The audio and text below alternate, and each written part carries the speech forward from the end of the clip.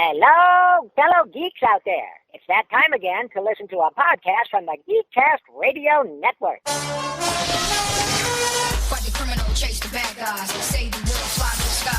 Have kid, I'm amazing. Okay, stash shot in the face. Yeah, 1 zip, then you zap. Get see, get trapped. Look in my eyes, I got the power. Villains run from the static shower. Superhero, static shock. Superhero, static shock. Criminals, get twisted. This superhero gifted. Bell ring, back in school. Nobody know what I do. Okay, superhero, static shock. Superhero, static shock. Superhero, static shock. 1 zip, then you zip. Get see, get trapped. In my eyes, I got the power. Villains run from the static shower.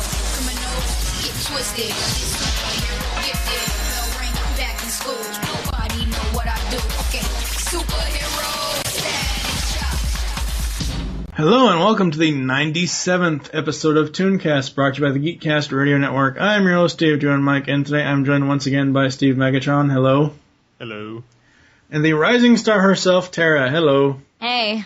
Today we are going to be continuing the DC Animated Universe Spotlight with Static Shock. So what's been going on with you, Steve? Nothing much. Just a bunch of voice work lately. And my new microphone that I just got. I was going to say, yeah, you did get a new microphone, so that's always good. Yes. Yeah. What about you, Tara? Well, I am fresh off of my reading week from Centennial, and now I'm back in school and gearing up to do our final film, so that's going to be fun. And also, my birthday is in 10 days as of today, March 17th. So I'm excited to turn 20. Yay. Yay. So that's basically what's up with me. Nothing too crazy. Yeah. Let's see. I just finished interviewing Robert Axelrod, Barbara Goodson, and my buddy Scotty Cash for From the Command Center. We finally got From the Command Center in iTunes. We're still doing the Top 100 Animated Series thing. We've got episode 22 coming out. Actually, it'll be released before this episode will go up, but it'll be out Monday the 21st. I think Monday's the 21st. I don't remember anymore. Yeah, I think. I don't know. And we've got some special MWire stuff coming up. We're going to do a couple special, like, current movie episodes for MWire before it comes back in July. Oh, hell, what else? I think that's it, so. Tara, why don't you take the history lesson for us? Sure thing. Static Shock is an American animated television series produced by Warner Brothers Animation. It premiered in September 2000 on the Kids WB block and ran for 4 seasons with a total of 52 half-hour episodes. Wow, I did not know it ran for 4 seasons. Didn't know that either. No, I didn't. Steve, do you have any general memories of Static Shock, of seeing it when it was on air? I remember vaguely seeing some different ones, some of them having to do with the fact that, people didn't know that he had powers. I believe his name is Virgil. Mm-hmm. Didn't have any powers, or is what people thought. And then I remember seeing some where, of course, they were crossover episodes. Yep. Yeah, what about you, Tara? What do you remember about Static? Well, what I mostly remember about Static is that I used to watch it mostly in the afternoons on a network here in Canada called YTV. Mm-hmm. I really enjoyed watching it as a kid next to, all the other great superhero shows that were on in that time, around 2000, 2001. Mm-hmm. And I thought it was funny, it had great writing, and it was an interesting, different type of superhero that I wasn't used to. Yeah. And I felt like I could really relate to Static more than probably any other superheroes. I don't know why. Maybe it was because he was, a little bit younger than some of the other superheroes and that he had a different personality. But that's really what I remember about it. And it was just different to me. It was just fresh. It was like new. Yeah, I remember watching it, and it's kind of funny because the way the DC Animated Universe goes, it goes Batman Beyond, Zeta, and then Static. And as I said last week in episode 96 with Zeta, I mean, Zeta wasn't that great. And then to go from Zeta to this, I mean, Static Shock does have its problems, but overall, it's a very social type of series as far as like it hits on a lot of really, really social issues. As far as I know, it hits on racism on a couple episodes. I know it hit on like drugs and alcohol in a couple episodes and stuff like that. As far as Static himself, I mean, Steve said there were some episodes that no one knew his powers were, and then he was teaming up. The whole, oh, nobody can know my secret identity thing, that's almost every superhero, specifically Bruce Wayne, and Batman. And I mean, technically Richie was Static's Robin, so. But I mean, overall, it was really well done for the most part. I did not care for the first season's theme song too much. We'll talk about that a little bit later. Getting into the characters and the voice actors, he uses a bunch of items, which I'm not really going to list off. Everybody really knows these. The two that I'll talk about is the disc that he uses to fly on. It's a Mylar that folds out to become a disc that Static can ride on the air and stuff. And then they have the shock boxes, which are technically walkie-talkies. And then Richie/Gear has Backpack, which is a robot and has a camera and tracking device and all that good stuff in it. The Hawkins family is Virgil Hawkins, aka Static, who is voiced by Phil Lamar. Phil Lamar has such a great range. From voicing Green Lantern in Justice League, which is a really, really deep voice, to voicing Static here, and even to voicing the adult Static. I mean, from kid Static here to adult Static, it doesn't really change that much, but it changes slightly, and I like that slight change. Yes. I have to agree with you on that. The voice cast for this was really well done, and definitely have to agree. Phil Lamar, excellent choice for Virgil and Static. His personality really came out for this character, yep. and he portrayed him so well. He was very believable. Yeah, it was. Then you have his father, Robert Hawkins, who is voiced by Kevin Michael Richardson. Very cool. Robert Hawkins I believe he's a social worker. That's what it was said in the show. He's basically a single father with Virgil's sister, not with Virgil, but I mean, he's a single father to Virgil and Sharon Hawkins, who was voiced by Michelle Morgan. What did you guys think of Robert Hawkins from the show? Steve? He's kind of, and reading his bio, it kind of makes sense, the fact that he's a Marine and everything. He was very strict. Mm-hmm. And very much against his using the powers and everything else, which he was vaguely aware of, but it was just, I don't know, he was a stickler for, these are rules, don't, just very strict. Yeah. And then Sharon, oh my God! If there was one character in this that I could not stand, it was Sharon. Oh, I have to agree with you on that. Oh my God! It's just, she's so annoying. Yeah. Mm-hmm. Like, I mean, honestly, she's more annoying than another character that I can't remember the name of, but she's annoying as hell. Yeah, she is. It's just, I mean, Sharon's annoyingness is just so off the scales. And then, of course, you have Gene Hawkins, who is Virgil and Sharon's deceased mom. Let's see. Other heroes, we have Richie Osgood Foley/Gear, who is voiced by Jason Marsden. I actually tried to get an interview with Marsden, but it hasn't happened yet, so we'll see if that happens at some point. Richie is basically Virgil's best friend. He eventually at first when the Big Bang happens, which is in the very first episode, a bunch of gas explodes down at the docks, and everybody either gets these weird powers or they melt away.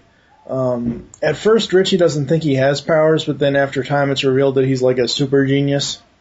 So he creates Backpack, he creates all this tech for himself to help Virgil and go out and do crime fighting. I like Richie. I think he's a good contrast to Virgil. I don't particularly like Richie's father, because Richie's father was the racist.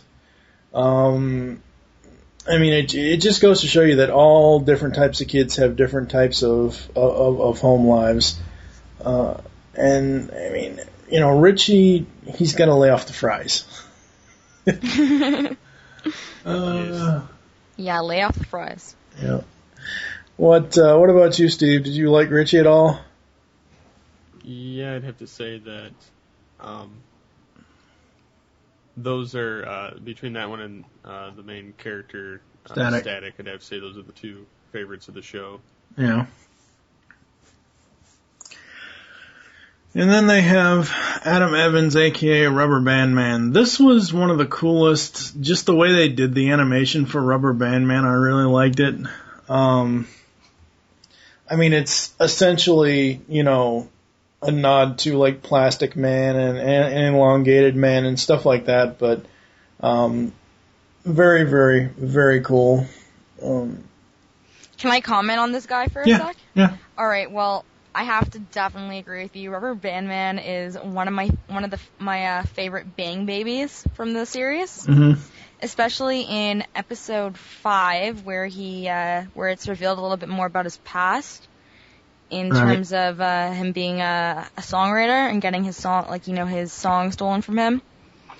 Just the way I have to agree, the animation with this for 2001, it's so well done. Oh yeah. And it's so believable, and my favorite part with the animation with him is when he turns into like a ball. Yep. And is bouncing, and just all the crazy things he can turn into. It's amazing, and he's definitely like one of the more memorable villains from the series. And he eventually would just become a hero, though. Yeah. Because he does that whole I'm a redeemed character bit. Yep. Yep. And then you have Shebang, who is voiced by Rosalind Taylor Jordan, a girl who was genetically engineered in the lab to have enhanced strength and agility. The two scientists who created her, Doctors Jonathan and Dolores Vale, took pity on her and took her home from the lab, although she was not their natural child. Excuse me. I could care less about. I mean, it just doesn't. I don't know. She just wants to fit in and not be mistaken as a Bang Baby, because it was frustrating for her to pretend to be quiet wallflower of a girl. I mean, I can see that situation, and as I said before, this entire series is all about different home lives and different ways that people deal with different situations. But I don't know, she's kind of a forgettable character for me. What about you, Tara? To be honest with you, I don't really remember her that much, but the part I do remember about her is that she had a crush on Static / Virgil. Yeah. That's what I remember. But, she was an interesting character. Yep. Any thoughts on Shebang, Steve? Honestly, I don't really have any recollection of this particular character. I think I'm just going to go down the list here, and I'm not going to go too much through the bios, but next you got Time Zone, and then Anazi the Spider, Soul Power, Sparky, of course you have Future Virgil, Future Static, which in Future Richie and Future Gear, and then, oh god, the Hoop Squad. Pulverizer, Spin Drive, Center Force, Point Man are superheroes who work for a secret government. They all have their powers in their super suits, and they have secret identities. When they are not fighting crime, they are famous NBA basketball players: Steve Nash, Yao Ming, Karl Malone, and Tracy McGrady. Oh my god. Harlem Globetrotters. Ugh. Oh god. Honestly, there's some villains I just don't remember. See, these aren't well. The Hoop Squad wasn't villains. No, so. but like there's some people who I don't remember Yeah. at all. There's too many characters. Yeah, there's just way too many characters. I mean, the main one that we really have to talk about out of the villains is, where is he? Permafrost. We can talk about the Nightbreed. Let's see, where is it? Stupid. It doesn't even list him. What the hell? Unless I missed him. How the hell is Ebon? Sorry, folks. I'm losing my mind here. Yeah. Pre-teenage boy, German Destruct. Wow, why doesn't it list, okay, I'm gonna have to look at the link. List of villains in Static Shock, lovely. Alright, here we go. Copy, sorry about this. I'm gonna have to tell myself to edit this, but anyway, I probably won't. But yeah, the list of villains in Static Shock, I mean, the real one to talk about it is Ebon. Technically, he's, Adam Evans' brother, Ivan. He's the head of the group, Big Bang Babies, including Shiv, Talon. Ebon is a transmorph, living shadow, and interdimensional portal, able to hide and become one with the shadows. I really liked what they did with this character, playing off the fact that he had to constantly live in the shadows, and every time Static would shock him or light up his world, it would hurt him. So, I kind of liked Ebon as a villain, though. What about you, Steve? I'd have to say that he's a pretty much one of the main head honcho evil guys in this show that seems to be a force to be reckoned with. Yup. What about you, Tara, for Ebon? I don't remember. You don't remember him? No, I don't remember him that much. And then the other real main, adversary for Static was Francis Stone, F-Stop, Hot Streak. Is the guy that can light shit on fire. I remember him too. You do or you don't? I do. Oh, yeah. He was done very well. He was voiced by Danny Cooksey. I really, really enjoyed that guy because he was more of a foil for Static. Him and Ebon were more of a foil for Static, and I believe in the last episode of the series, they actually, Ebon and Hot Streak got actually melded together into one being, and it was just really, really weird. I'm not sure if this is the guy that you're talking about, but I can't remember his name, but the only guy I remember, one of the villains I remember besides Rubber Band Man is the Flame guy from, episode... That's Hot Streak. That's Hot Streak? Okay. Yeah, that's who I really remember, because he was an asshole. Yeah, he was. So, Steve, do you have a favorite character or set of characters?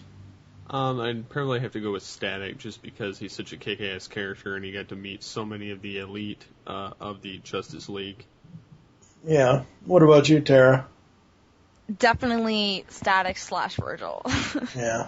Just because he's kick-ass, he's got personality, he's charming, great sense of humor. Not, as I mentioned earlier, he's not your average superhero, which makes him cool. And his alter ego Virgil, he's also pretty damn cool. Yep. He may come off as in the beginning when we first meet Virgil, I thought, okay, this guy's a wimp. This guy is like Peter Parker. But then after he turns into Static, he gets a kind of punk ass attitude. Yep. So I'm like, hey, now I like this character. Yep. So that's why I like him. Yeah, for me, it's Static and Richie, because just the two of them together, the way that they interact together, it was just amazing. I would also like to mention Edwin Alva, who was the quote-unquote businessman type villain, kind of like Derek Powers was in Batman Beyond, although Alba or whatever his name is, Alva doesn't have, radioactive skin. So... getting into the behind-the-scenes stuff here for the directors and writers. Most of these guys I don't recognize. I recognize, I think, two of them, James Tucker and Dan Reba, as far as directors, and then writers, obviously. Dwayne McDuffie, who just passed away earlier, a few weeks ago. he was the co-creator of Static. He was the co-creator of Milestone Comics. Writes extremely, extremely well thought out stories and very interesting stories as well.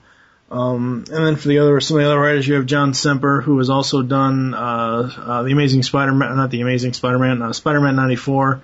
Alan Burnett, who has also done other DCAU stuff, Stan Barkowitz and stuff like that. Just really, really great stuff as far as the writing. You know, like Tara said, I mean, this show has a lot of really, really good social commentary episodes as far as different real life situations. So that's very, very cool. Tara, you want to take the actual show there? Sure thing. Okay. This series centers around the centers of DC Comics superhero Virgil Ovid Hawkins / Static. The series predates the reappearance of Static in the main DC continuity by several years. After the show's initial run on the WB, it was later picked up for rebroadcast by the Cartoon Network, airing initially during the Magoozy block. Disney XD began airing reruns of the series, starting with Season 1 in February 2009 in the United States. Currently, Warner Brothers has no plans to release the series on DVD. However, the company has stated that it wishes to eventually release all of the DC animated universe onto DVD. I mean, they pretty much have. I mean, Static did get like one single disc DVD, or I think it might have been a single VHS tape called The New Kid, which is like the first 3 or 4 episodes. I mean, the best place to watch this and to find it is YouTube. I've found, pretty much any episode that I've searched for, I've found on YouTube. It's just so much easier there. I would love to get a Static Shock DVD set. Same here. I mean, Warner Brothers has made tons of money with that limited edition Batman the Animated Series set, so much so that I don't think it's out of print, but it's like it's pretty much out of stock all the time because it's so popular and it's so expensive now. They've got Superman the Animated Series in complete series form. They've got Justice League in complete series form. They've got Batman Beyond in complete series form. Season 1 of Zeta has been released, and yet Static is getting the shaft by not even having a DVD release. I just think that it should be on DVD. I mean, maybe they'll have some plans in the future for it, hopefully. So, getting into the music segment, as I said before, I know what they were going for because it is technically an urban show, and they were going for like a hip hop theme and all that stuff. The first season's theme just isn't my thing. I just didn't really care for it. But the second season theme was a little bit better. I think it's the second or third season, I don't know. Steve, what did you think about the music from Static Shock? Do you remember the music at all? I remember some of it, and I listened to the theme from the previous episode of ToonCast, and that's the better theme. Yeah, it's not one of my favorite DCAU themes. Yeah. But I like it a lot better than I like Zeta. No, see, I like the Zeta theme. I don't mind the Zeta theme, but I just don't like Zeta the cartoon. Well, I don't like anything about Zeta. I like this show. That's why I put it on my top 100 list. But the audio and music on it was pretty good. I don't remember as much of it as I do from, like, say, Batman or the like of that, but I do know that it did fit well with the show, and it was, granted it was hip-hop, but it wasn't the annoying kind, it was more of the enjoyable, kind of flowed with the action. Yeah. What about you, Tara, as far as the music? Oh, I know you're going to disagree with me on this, but I really like the Season 1 theme song. And that's fine. It comes down to personal preference. There are certain rap, hip hop stuff that I can listen to, but it's just that genre is not something I listen to all the time at all. It's just not something I can handle. To me, it was one of the more catchier theme songs, and it's probably what I remember most about Static was the theme song. Yeah. because it was catchy and I thought it was interesting. It's a lot better than some of the other theme songs I've heard. So yeah, I have no complaints about it. And unfortunately, I did not continue watching Static from season 2 and on, so I can only comment on season 1 soundtrack. Yeah. As I said, I know what they were going for the show, and I'm glad they actually changed it up over the different seasons a little bit, but they still kept, the same kind of style. I think when they did use songs in the actual episode, it fit for the episode, so. Moving into the legacy segment here, there were several crossovers. Steve, you really have to watch the big leagues. Dakota gets a real jolt when the Joker hits town, recruiting a band of metahumans to wreak his own special havoc. Batman and Robin appear. Pursuing the Joker, Static must put his hero worship in check as he teams up with a dynamic duo to put a shock to Joker's system. Oh, yes, I have to watch this. Yeah, it's, like I said, these episodes are extremely easy to find on YouTube. Hard as Nails was the Harley Quinn and Poison Ivy crossover where Static has to travel to Gotham City to rescue Nails, a school friend of his who has fallen in with Harley and Ivy. I definitely need to check that one out. What? Huge Harley Quinn and Poison Ivy fan right here. Yeah. And then A League of Their Own, parts 1 and 2. When the Watchtower has a sudden power drain, the Justice League are forced to recruit Static to jumpstart their station before it re-enters the atmosphere. Unbeknownst to either Static or Gear, the power drain is also releasing Brainiac from the confinement. There's a note here. Excuse me. The Teen Titans were originally planned to guest star, but those plans were scuttled since these episodes would air before the Teen Titans TV series premiered. Justice League was used instead. Toys in the Hood. Static teams up with Superman when the Man of Steel's old nemesis, Toyman, appears in Dakota. The original plan for Superman's guest appearance would have had him meeting Shaquille O'Neal in his second appearance in the show, since he was a fan of the Man of Steel. This did not happen since O'Neal was unreachable. Well, thank God it didn't happen. And the last two are Future Shock, which is where Batman was helping, Static is helping Batman with a case, and he finds himself accidentally sent 40 years into the future, where he has to help the Batman of that era, Terry McGinnis, to save a captured superhero, his future self. Note, when Terry McGinnis explains that all the other available heroes, Robin, the Justice League, Gear, his son, are away, it can be presumed that his son is superhero as well. And then you had Fallen Hero, which was a Green Lantern crossover with Jon Stewart from Justice League. And the best, as far as like the other crossovers that I've mentioned so far, a lot of them are really good. I really enjoyed Future Shock. It was kind of cool. But the best one, in my opinion, was the Once in Future Thing 2-parter from Justice League Unlimited. This is where we saw the adult Static, voiced by Phil Lamar, and it was very, very cool. Let's see. You want to talk about the video game, Tara?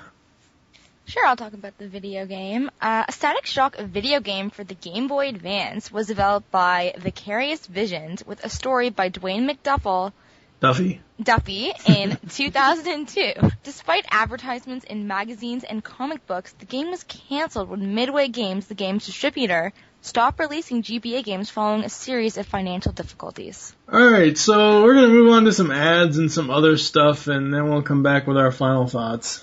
ToonCast will be back after these messages. Mortimer Mouse here, and when I'm not setting Mickey up, I like listening to ToonCast. This is Dr. Wily, and I will destroy Mega Man while listening to ToonCast! Movie Week in Review is the GeekCast Radio Network's weekly movie podcast. Steve and Mike take a look back on their favorite films and give you their thoughts. They also bring in co-hosts at times. If you are a movie buff, listen to M-Wire, only on GeekCastRadio.com. Hey guys, this is Optimus Solo from the GeekCast Radio Network, and I was thinking the other day that maybe I've been too hard on the folks over at IGN. I mean, they had to put some effort into their top 100 animated series of all time list, right? I mean, maybe it's just me that wants to punch a baby when I read it. So in all fairness, I thought we should gather some of the people who were involved with this list and get their opinions. So what do you guys think about the IGN list? I didn't think it was physically possible, but this both sucks and blows. Okay, anyone else? Dumb. Those dudes are so dumb. I'm afraid to ask, but anyone else? Epic fail. Homer, they put your show at the top of your list. You gotta like their list, right? I stand by my disappointed groan. So I guess we should do something about it then. Are you pondering what I'm pondering? I am, Brain.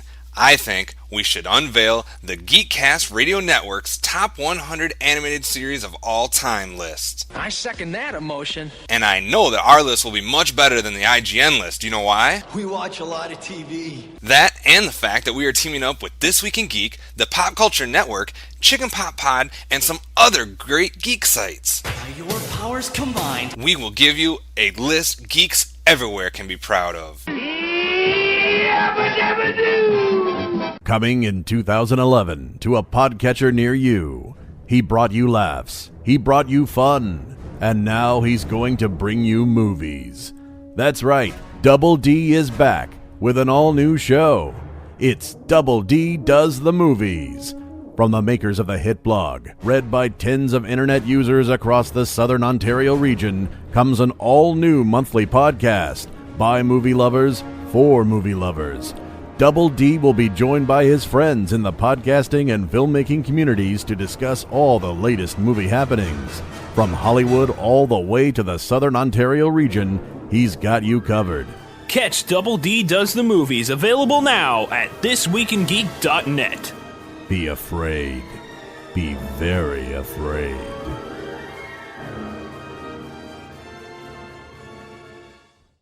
Now back to ToonCast. We are back, and it is time for final thoughts on Static Shock. What are your final thoughts, Steve? Overall, good show. I would definitely recommend this, even though it's got its moments where it does cross over with the DCAU overall, but it also holds up on its own, unlike the previous show that we reviewed. Right. Yeah. What about you, Tara? What are your final thoughts? My final thoughts are, this series is just awesome. It's full of win, and I thought it was just a great show, and I miss it, and I hope Warner Brothers decides to put it on DVD, because it'd be nice to have in your collection. It's not the best DC animated universe, but to be honest with you, it's worth watching, and Static will live on forever. Yes, one thing I forgot to mention in the Legacy segment, adult Future Static from Future Shock, or not from Future Shock, from Once and Future Thing. Actually, later this year, that action figure will be released in the Justice League Unlimited line before the Justice League Unlimited line ends in 2011. So that'll be very, very cool for that. And my final thoughts, the series does have some problems. I mean, like not really technical, but like it has really, if you're looking at it on a whole as a reviewer, it has some really screwed up not technology, but it has some just really screwed up ideas and premises and stuff like that. But just overall, I mean, stuff like, Static knowing how to use his powers 5 minutes after he's gotten them, stuff like that. But overall, I did really enjoy it. And like Tara said, hopefully we'll get a DVD here soon. Thank you for joining us here on ToonCast. There are several ways to get in contact with us or leave feedback for the show. Visit the website, geekcastradio.com. Leave the show's feedback in iTunes. Please do this. Just a note on iTunes. If you leave any feedback past June 1st of this year, any new iTunes reviews will be read in ToonCast Beyond. Follow us on Twitter. The show name there is GCR and ToonCast. Mine is TFJ and Mike. Tara, what is your Twitter? Tara Blair. And Steve? SCP-21. Become a fan of us on Facebook. Go to facebook.com/GeekCast Radio Network. Call the voicemail line. Tell us what you're leaving the message for and your name. 502-526-5821.